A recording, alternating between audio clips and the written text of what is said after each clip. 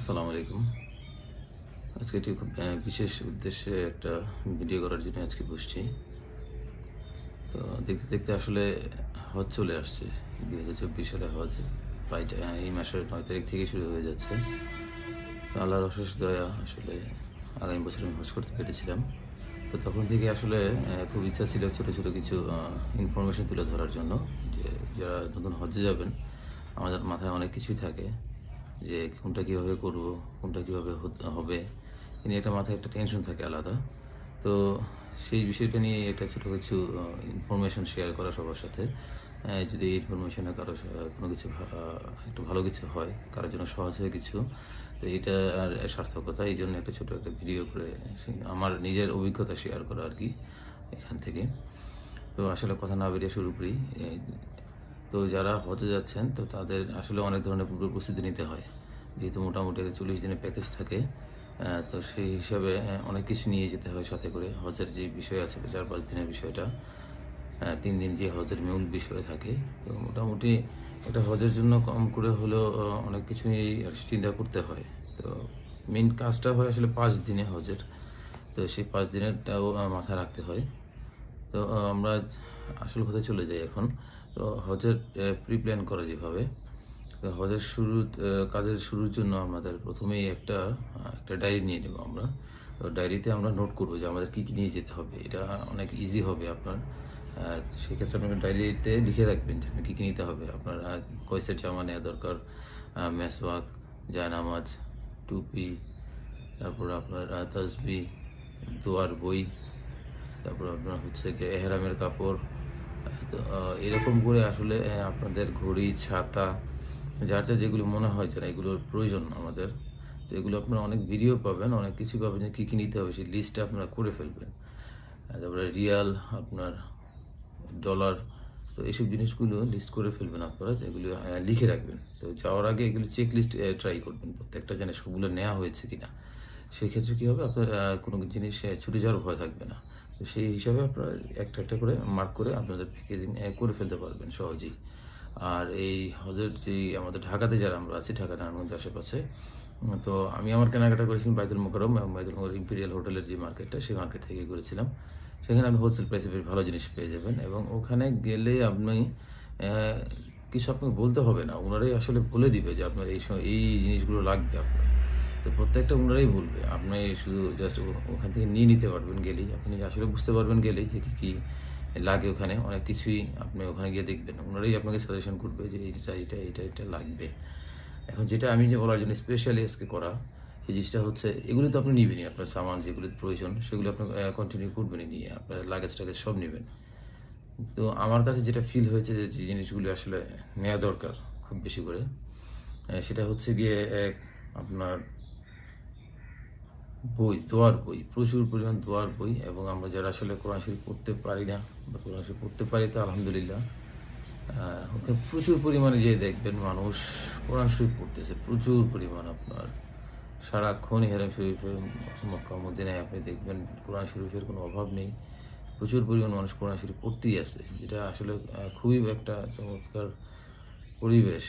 কোরআন শরীফ এইভাবে মানুষ পড়তেছে, আপনি সারা পৃথিবী থেকে বিভিন্ন ধরনের মানুষ আসছে ওখানে, সবাই কোরআন শরীফ পড়তেছে। মানে ফ্রি টাইম পাওয়া মানেই ওনারা কোরআন শরীফ নিয়ে কোরআন শরীফ পড়তেছে। এ হচ্ছে একটা। আর হচ্ছে দোয়ার বই।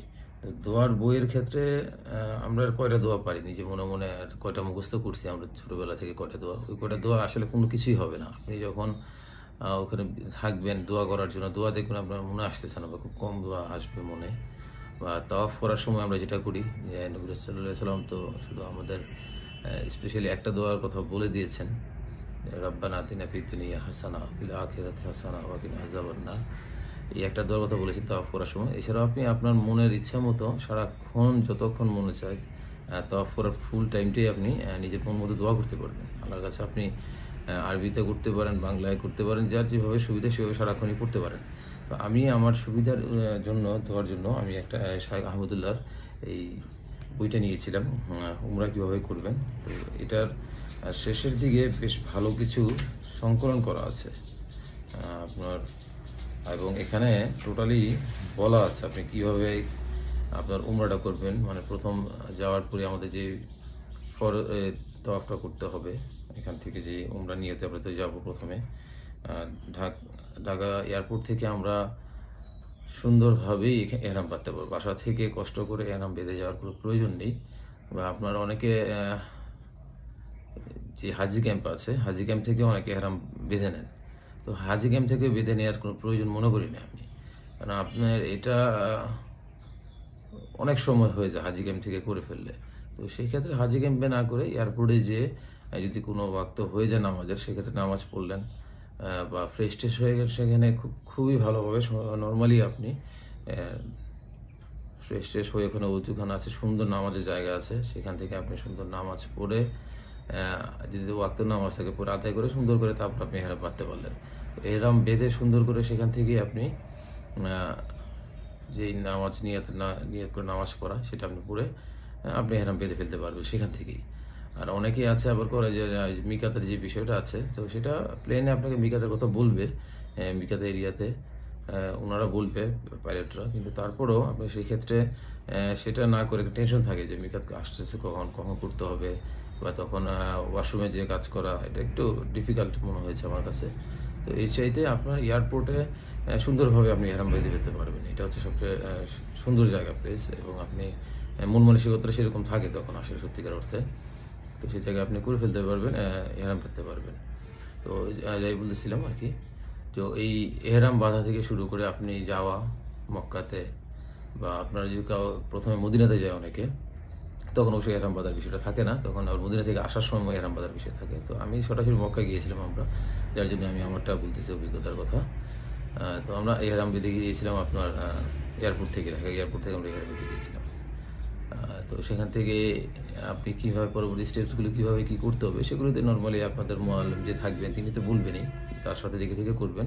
তারপরেও কি নিজে একটা জিনিস জানা থাকলে অনেক সহজ হয়। তো আপনি সেই জানার জন্য ইউটিউবে এখন প্রচুর ভিডিও আছে। তাছাড়াও এই বইয়ের সাহায্য নিয়েছিলাম কিছু এই বই, যেমন এই যে শায়েখ আহমদুল্লাহ উমরা কীভাবে করি, এই বইটা আমি নিয়েছিলাম রকমবাড়ি থেকে। এখানে কীভাবে করতে হবে স্টেপ বাই স্টেপ বলা আছে এখানে।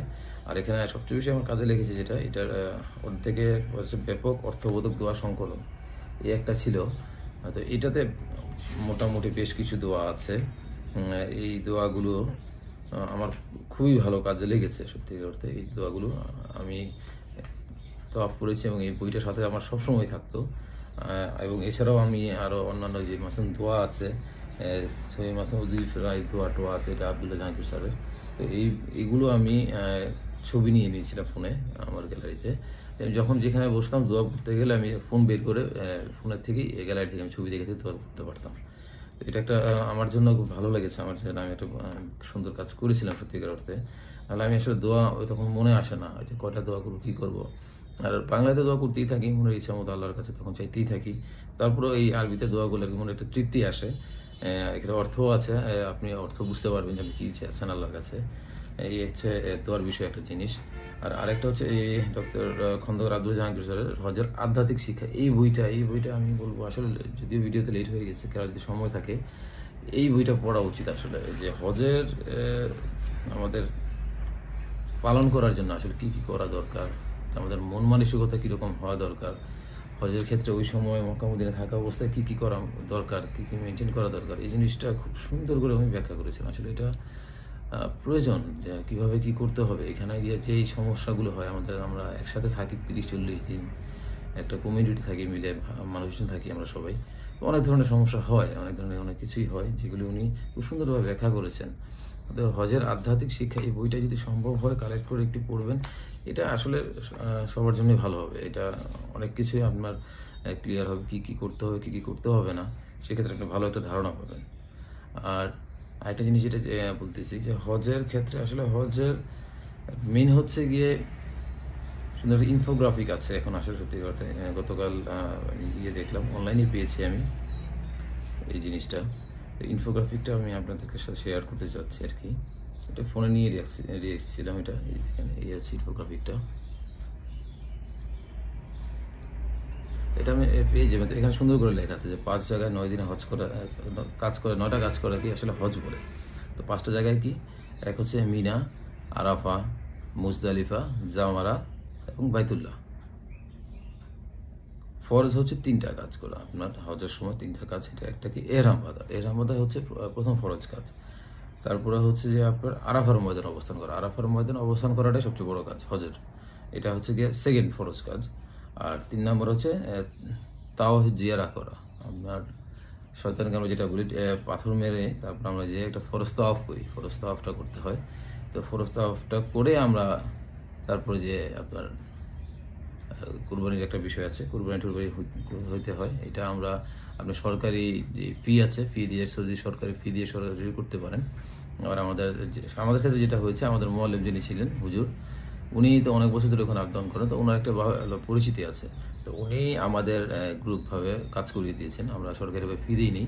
তো উনি আমাদের থেকে একটা ফি নিয়েছেন যে এত টাকা পড়বে, আপনি আমাদের সাথে যাবেন, আমি যে আপনাদের সামনে ব্যবস্থা করে দেবো যে কুরবানির বিষয়টা। তো আমরা যারা ছিলাম গ্রুপে মোটামুটি আমরা 17-18 জন সম্ভবত ওনার সাথে করেছিলাম। তো এটা একটা সুবিধা পেয়েছি কি, আমরা তো ফরজ তাওয়াফ করে হোটেলে ফিরে আসার খুব বেশি সময় লাগে নাই আমাদের, এক ঘন্টার পরেই আমরা মোটামুটি দুপুরের মধ্যে আমাদের সবারই হয়ে গিয়েছিল কুরবানিটা। তো কুরবানি হয়ে যাওয়ার পরে মাথা মুন্ডন করতে হয়, তো আমরা কুরবানি শেষ করে মাথা মুন্ডন করে আমরা মোটামুটি একটা ভালো অবস্থায় ছিলাম, যেটা মানে সুবিধা পেয়েছি অন্যজন। কারো কারো তো দেখেছি যে আসলে হজের দিন সন্ধ্যা হয়ে গেছে, ওই দিন মাথা মুন্ডন করতে পারেন নাই, কারণ ওনাদের কুরবানি শেষ হয়নি।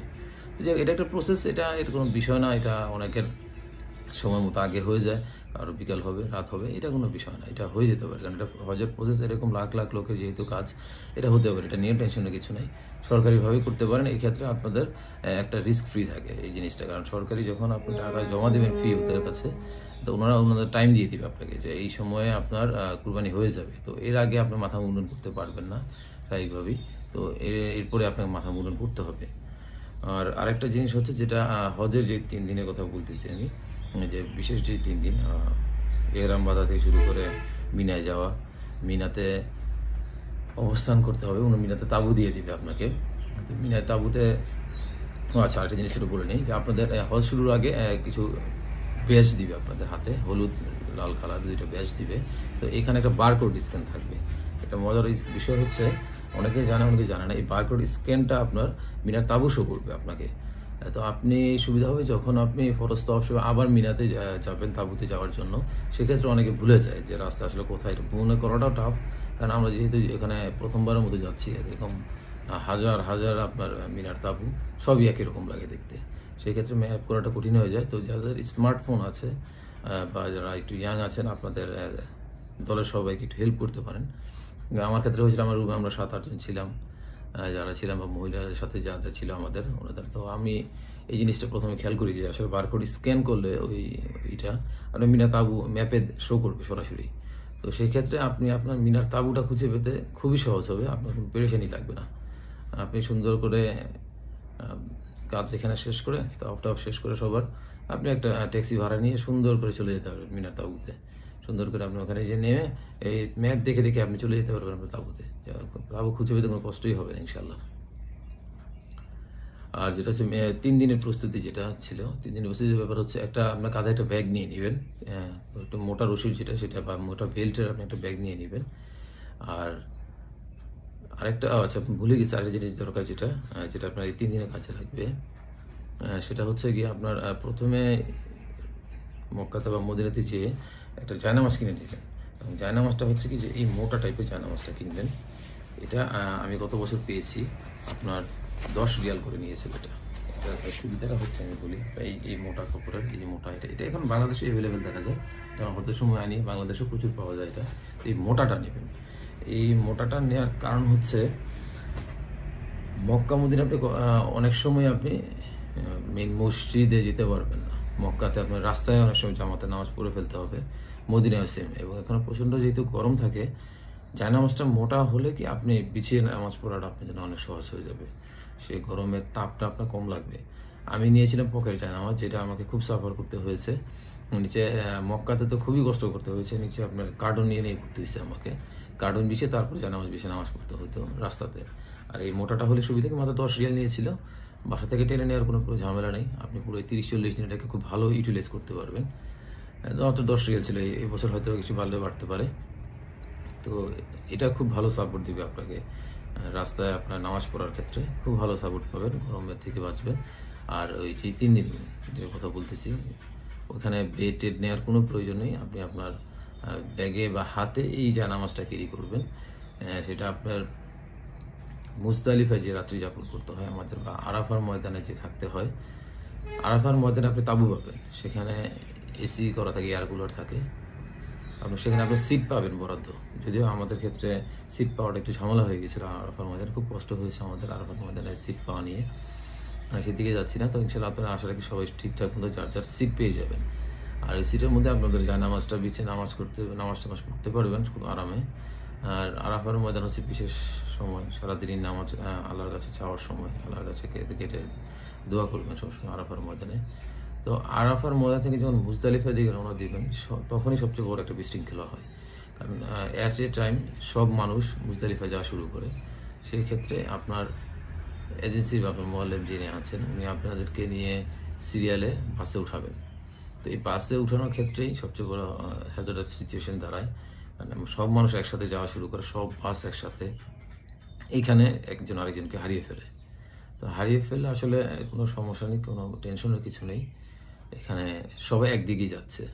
তো আপনি বাস না পেলেও আপনি হেঁটেও চলে যেতে পারবেন। যে ক্ষেত্রে এটা আমাদের হয়েছে, আমরা 3 জন আমাদের পুরো টিমকে হারিয়ে ফেলেছিলাম। আমরা 3 জনে হেঁটে হেঁটে আসছি আরাফা থেকে মুজদালিফায়। তো এখানে এই হাঁটার রাস্তায়ও আপনি হাজার হাজার লোক পাবেন যারা অনেকেই হেঁটে যাচ্ছে, এবং পুরো হাঁটার রাস্তাটায় আপনি জায়গায় জায়গায় আপনার পানি, খাবার এগুলি মানুষ দিতেই থাকবে। আপনার কোনো কষ্টই হবে না, আপনি খুব রিল্যাক্সে টেনশন ফ্রিতে হাঁটতে হাঁটতে হাঁটতে মুজদালিফা চলে যেতে পারবেন। আর যারা গাড়িতে আসছে আমাদের সাথে, তাদেরকে আমরা হেঁটে পৌঁছে গেছি। এটা চিন্তা করতে হবে, এটা কীভাবে সম্ভব? সম্ভব হচ্ছে কি, জ্যাম, এত পরিমাণ গাড়ি থাকে রাস্তায়, এত জ্যাম হয়ে যায়। আপনার মোটামুটি গাড়ির যে সিরিয়াল থাকে, ওনারা যেই দূরত্ব নামছেন, ওনারা নামার পরেও মুজদালিফার মাঠে আসতে ওনাদের 30-35 মিনিট হাঁটতে হয়েছে। তো বুঝলেন যে কী পরিমাণ আসলে জ্যাম থাকে। তো ওই জ্যামের জন্যই গাড়ি অনেক পিছনে থাকে, নেমে আবার মুজদালিফা মাঠে আসতে হয় হেঁটে। তো মুজদালিফায় তো আসলে একটা বিশাল বড় একটা জায়গা, সেই ক্ষেত্রে আপনার ওখানে যে রাত্রি যাপন করতে হয়। তো এই জায়নামাজটা আপনাকে সেখানে সাপোর্ট দিবে একটা। আপনি যেখানে জায়গা পেলেন জায়নামাজটা বেশি, আপনি রাতের বেলা একটু ইবাদত বন্দি করে তারপরে একটু রেস্টে আপনি ঘুমিয়ে গেলেন। কারণ সকালে উঠেই সবাই একই উদ্দেশ্যে শুরু করবে জামারার দিকে চলে যাওয়া। তো এই সাপোর্টটা পাবেন এখানে। আর ব্যাগে আপনার শুধু মেসওয়াকটা থাকলেই হয়, আর কিছুই আমার মনে হয় খুব বেশি প্রয়োজন নেই। আর নিতে পারেন ছাতাটা, খুব গরমের সময় ছাতাটা, যদিও অনেক মানুষ, তারপরে ছাতাটা আপনাকে ভালো সাপোর্ট দিবে। পানি আপনার রাস্তায় প্রচুর পরিমাণে পাবেন, পানির রাস্তায় কোনো অভাব নেই, পানি প্রচুর পরিমাণে পাবেন। আসলে মক্কা মদিনায় দেখবেন যে মানুষরা আসলে খাবার দেওয়ার জন্য অনেক অনেক তারা উদ্গ্রীব থাকে, হাজিদেরকে খাওয়াতে পারে তারা খুশি হয়। আর পানির বিষয়টা তো রাস্তা আপনি যখন হাঁটবেন অভাবই থাকবে না, ঠান্ডা পানি, গরম পানি। তবে আরেকটা জিনিস হচ্ছে, গরম প্রচণ্ড, তো ঠান্ডা পানিটা কেউ খাবে না। জমজম হোক, যেটা রাস্তা পানি দিচ্ছে, চেষ্টা করুন ঠান্ডা পানিটা অ্যাভয়েড করতে। কারণ ঠান্ডা পানিটা অ্যাভয়েড না করলে আপনার গলা ভেঙে যাবে, ঠান্ডা লেগে যাবে, তো সেক্ষেত্রে আপনার খুব কষ্ট হয়ে যাবে। তো সেক্ষেত্রে ঠান্ডা পানিটা অ্যাভয়েড করে আপনি নর্মাল পানিটা খাওয়ার চেষ্টা করবেন, সেটা জমজম হোক আর বা অন্যটাই হোক, বোতলের পানি হোক। তো ওই বললাম যে আপনি মুজদালিফা থেকে হেঁটে চলে যাবেন আস্তে আস্তে। যেমন মানুষ সবাই তো একদিকেই যাচ্ছে, আপনার চিন্তা করার কোনো কারণ নেই যে আমি হারাই যাবো কিনা, আমি আরেক দিক চলে যাবো কিনা, এরকম কোনো ভয় নেই। আপনার রাস্তাতে প্রচুর পরিমাণ আপনার ভলান্টিয়ার থাকে, তারা আপনাকে যদি আপনি কিছু হয়ে যায় ওনারা জিজ্ঞেস করলে ওনারা বলে দিতে পারবে। আর আরেকটা মজার জিনিস হচ্ছে, মক্কা মদিনায় প্রচুর বাঙালি পাবেন, এত পরিমাণ বাঙালি, বিশেষ করে যারা ক্লিনার। আপনি কথা বললেই দেখবেন এক হচ্ছে ইন্ডিয়ান এলে বাংলাদেশি, ইন্ডিয়ান এলে বাংলাদেশি, এবং ইন্ডিয়ান হলে কলকাতার দিকে বেশি পাবেন। তো আপনি ক্লিনারদের থেকে প্রচুর হেল্প পাবেন, কোনো কিছু জানার প্রয়োজন হলে ওনাদেরকে সালাম দিয়ে সুন্দর করে কথা বলবেন, ম্যাক্সিমাম বাঙালি, ওনাদের থেকে অনেক ভালো হেল্প পাবেন। আর আপনি মানুষের সব একদিকেই যাচ্ছে হজের যে সময়, তখন আর অন্যদিকে যাওয়ার আসলে সুযোগ নেই। তখন মুজদালিফা থেকে আপনি যাবেন জামারায় যে আপনি পাথর নিক্ষেপ করবেন, পাথর নিক্ষেপ করে ওনারাই ডিরেকশন দেওয়া আছে ওখানে, বা ওখানে আছে যে আপনি কোন দিকে হেঁটে আপনার হাঁটার রাস্তা পুরোটাই, সেই ক্ষেত্রে আসলে কোনো গাড়ি টাড়ির ব্যবস্থা নেই। লাখ লাখ মানুষ একই দিকে যাচ্ছে, অনেক রাস্তাঘাট বন্ধ হয়ে যায় এই হজের সময়, যাতে হাজিদের চলাচলটা সহজ হয়। এটা সৌদি সরকার থেকেই করা থাকে। তো আপনি হেঁটে হেঁটে তখন চলে যাবেন হচ্ছে গিয়ে, আবার ফিরে আসবেন মক্কাতে আপনি ফরজ তাওয়াফ করার জন্য। তো ফরজ তাওয়াফ করে আপনি এই কোরবানি শেষ করে মাথা মুন্ডন করে রাতের বেলা আবার মিনা চলে যাবেন। ওই যেটা বললাম যে অ্যাপস থেকে আপনি ওই ম্যাপটা শো করে মিনার দিকে চলে যাবেন। আপনি মিনার রাতে আবার থাকতে হবে, এটা হচ্ছে নিয়ম। তো অনেকেই রাত্রেবেলা চান না, নিজের হোটেলে চলে আসেন, হোটেলে থাকেন রাতের বেলা থেকে হয়তো বা শেষ রাতের দিকে একেবারে ভোরের আগে ওনারা চলে যান অনেক সময় মিনাতে। কিন্তু মিনাতে সুন্নত এটা। তো আপনি কাজটা সেরে মিনাতে চলে যাবেন, মিনাতে রাতে যেয়ে থাকবেন। মিনাতে রাতে থাকলে তাবুতে সমস্যা কি, এটা যেহেতু আমরা আমল করতে গিয়েছি একটু কষ্ট তো করতেই হবে। তো আপনি আমল করার যে উদ্দেশ্যে যাওয়া, কষ্ট না করলে কীভাবে হবে, সে পরিপূর্ণ করতে হবে। তো মিনাতে যেয়ে আবার রাতে থাকবেন, রাতে থেকে পরের দিন আবার যেতে হবে পাথর মারার জন্য দ্বিতীয় জামারায়। তো অন্যান্য হাজিদের আমি দেখেছি আমরা, আপনার পাকিস্তান বিশেষ করে বা ইন্ডিয়ারও কিছু হাজিদের ছিল, যে রেল লাইন ট্র্যাক আছে, রেল ট্রেনতে দেখবেন মেট্রো রেলের মতো, তো সেটা টিকিট করা থাকে ওনাদের হজের ইসের সাথেই, প্যাকেজের সাথে টিকিট করা থাকে। তো ওনাদের সুবিধাটা হয় কি, গরমের মাঝে ট্রেনে মেট্রোতে চলে যেতে পারে সরাসরি জামারাতে, কিন্তু জামারাতে সময় লাগে 10 মিনিট, আর এখানে হাঁটার রাস্তা হচ্ছে গরমের মধ্যে 1 ঘন্টার উপরে। এই জিনিসটা আমি বুঝি না আমাদের বাংলাদেশে হাজিদের জন্য কেন ওনারা এই প্যাকেজটা করে দেন না সুন্দর করে। সে প্রথম দিন অনেকেই চলে গেছেন, টিকিট ছাড়া তাহলে লাখ মানুষ আছে, টিকিট ছাড়াও গেছেন, অনেকে টিকিট দিয়েও গেছেন, ওনারা গার্ড থাকেন জায়গায় জায়গায়, সেটাও হয়তো বা অনেক সময় দেখতে পারেন না, কারণ এত মানুষের ভিড়ে অনেকেই সুযোগে চলে যায়। তো আমরা প্রথম দিন হেঁটে গেছি, তো হেঁটে আসছি আবার। সেকেন্ড দিন আমরা ট্রেনে যেতে পেরেছি, সেকেন্ড দিন ওনারা সবার জন্য ওপেন করে দিয়েছিল মেট্রো। সেকেন্ড দিন আমরা আমাদের মিনা থেকে সুন্দর করে তাবু থেকে সরাসরি যে আমরা পাথর নিক্ষেপ করতে পারছি, পাথর নিক্ষেপ করে তারপরে আমরা সোজা চলে আসছি আমাদের হোটেল রুমে। তো এই হচ্ছে আর কি ছোটোখাটোভাবে একটা আপনাদেরকে আমার অভিজ্ঞতা শেয়ার করা হলো, আর কিছুই না। এটা কোনো মানে এভাবে করতে হবে এরকম না, আমি আমার জাস্ট আমার নিজের অভিজ্ঞতাটা শেয়ার করলাম। আর হজের 3 দিনের একটু পরিশ্রম হবে, কারণ গরমের মাঝে একটু পরিশ্রম হবে। মিনাতে খাবারের কষ্ট নাই, খাবার আসবে প্রচুর আপনাদের, যে তাঁবুর পাশে চা, কোক, পানি সব কিছু ব্যবস্থা থাকবে। 3 বেলা যে খাবার, সকাল দুপুর রাতের খাবারও আসবে, ওটা সৌদি সরকার থেকে ব্যবস্থা করা থাকে। তো ওই খাবারটা খেতে পারিনি, আমাদের রান্নাটা আমাদের জন্য সুইটেবল ছিল না আমার জন্য, আমার খেতে কষ্ট হয়েছে। তো আমি রুটি দেয় আপনারা, আমি ওই চায়ের দুধ যেটা ছিল সেটা দিয়ে আমি দুধ বানিয়ে রুটি ভিজে ভিজে খেতাম।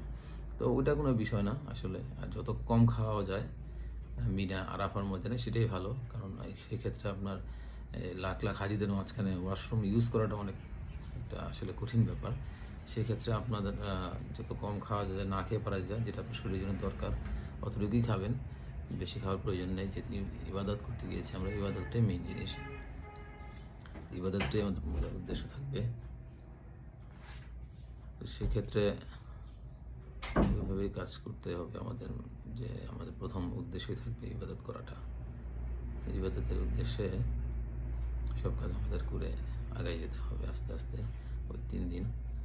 আর আরও কিছু টিপস যেটা মনে পড়তেছে এখন, সেটা হচ্ছে প্রথমবার যখন মক্কায় গিয়েছি, আমাদের মক্কাতে হয়েছে যে হোটেলে আমাদের লাগেজ টাগেজ রেখে আমরা, আমাদের যেহেতু এরম বাধা ছিল তাওয়াফ করতে গিয়েছি। তো প্রথমেই যখন আমরা আমাদের মৌলভীর সাথে গিয়েছি তখন, তো প্রথম ব্যাপার হচ্ছে যখন প্রথমবার হেরাফেরি ঢুকেছি, তো যখন প্রথম কাবা শরীফ দেখেছি, তো আসলে সেই স্মৃতি ভোলার মতো না। কাবা দেখার সাথে সাথেই আপনার একটা অন্যরকম একটা অনুভূতি হবে, এটাই স্বাভাবিক, যেটার জন্য আমরা এত কিছু স্বপ্ন জীবনের, যে কাবার ধরবো, কাবার সামনে নামাজ পড়বো, সেজদা দেবো, যখন সামনে চলে আসবে, তো সেটার অনুভূতি আসলে তখন সেই পরিস্থিতিতে না গেলে বোঝা যাবে না। তো আপনি যখন কাবা দেখবেন তখনই আপনি কিছু নিয়ত করে ফেলবেন, আল্লাহর কাছে চাইবেন, দোয়া করবেন প্রথমেই, এটা হচ্ছে গিয়ে নিয়ম। আমাদের হুজুরও বলে দিয়েছেন যে আপনারা কাবা দেখার সাথে সাথেই করবেন, এবং আমরা সম্মিলিত দোয়াই করেছি, হুজুর ছিল সাথে আমাদের মোয়াল্লেম, ওনাকে নিয়ে আমরা সম্মিলিত দোয়া করেছিলাম। তো তারপর আমরা তাওয়াফ করেছি।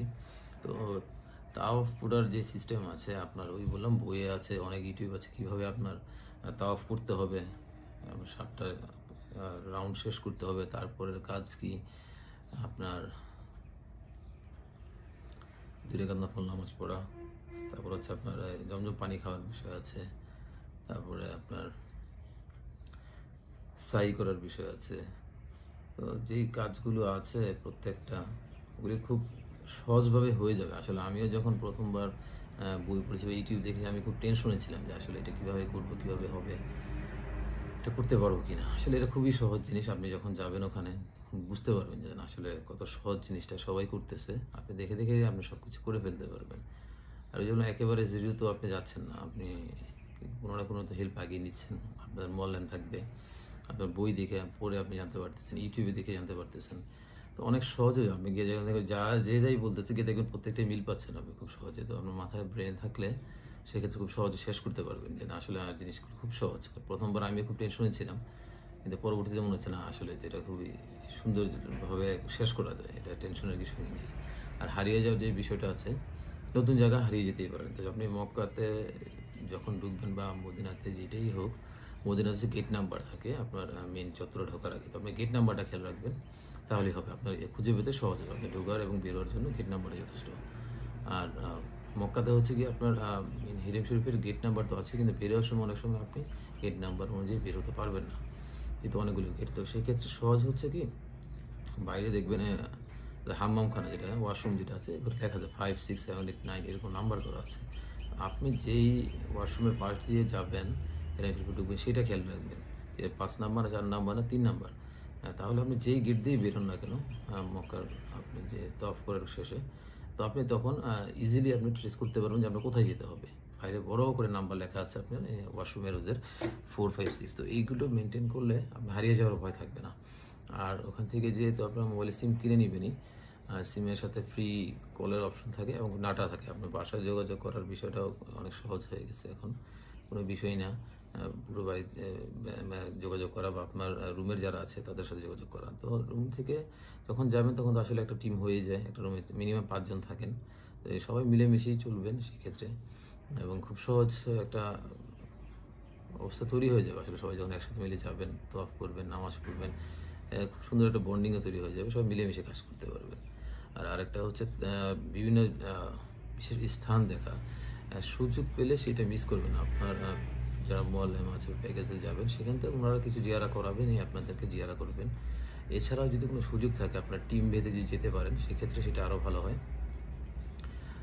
ওনারা অনেক বিশেষ স্থান দেখাবেন আপনাদেরকে। রাসূল সাল্লাল্লাহু আলাইহি সাল্লামের বিশেষ বিশেষ ইসলামের যে পয়েন্টগুলো আছে, ওনাদের যে বিভিন্ন সময় নবীজি করতে হয়েছে বা থাকছেন, কোনো কাজের উদ্দেশ্যে গিয়েছেন, সেক্ষেত্রে এই জায়গাগুলো আপনাদেরকে জিয়ারা করাবেন ওনারা।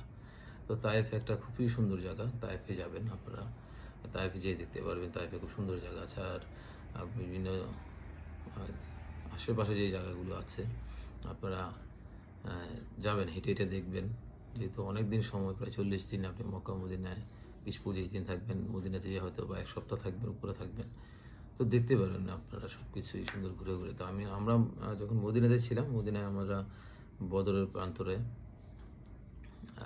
তারপরে নবী রাসূল সাল্লাল্লাহু আলাইহি ওয়াসাল্লাম ছোটোবেলায় যে কাটিয়েছেন সেই বিবি হালিমার বাসা, আমরা এগুলো আসলে ঘুরে ঘুরে দেখেছি। আমরা প্যাকেজে ছিলাম, প্যাকেজের বাইরে ছিল এগুলো আমরা। তারপরে বীরে শেফা, বীরে রোয়া, তো এই জিনিসগুলো আমরা নিজেদের খরচে গিয়েছি। তো এই জিনিসগুলো নিজের খরচে সম্ভব হলে যাবেন, খুব বেশি খরচ লাগে না, কারণ জীবন একবার গিয়েছে, আর যাওয়ার আল্লাহ তৌফিক রাখেন কিনা। এত সুন্দর আল্লাহ নবীজির মজেদার জায়গা গেছে, এগুলো যদি মিস করে আসি আফসোস থেকে যাবে। সম্ভব হলে যাবেন, ঘুরে ঘুরে দেখবেন এগুলো।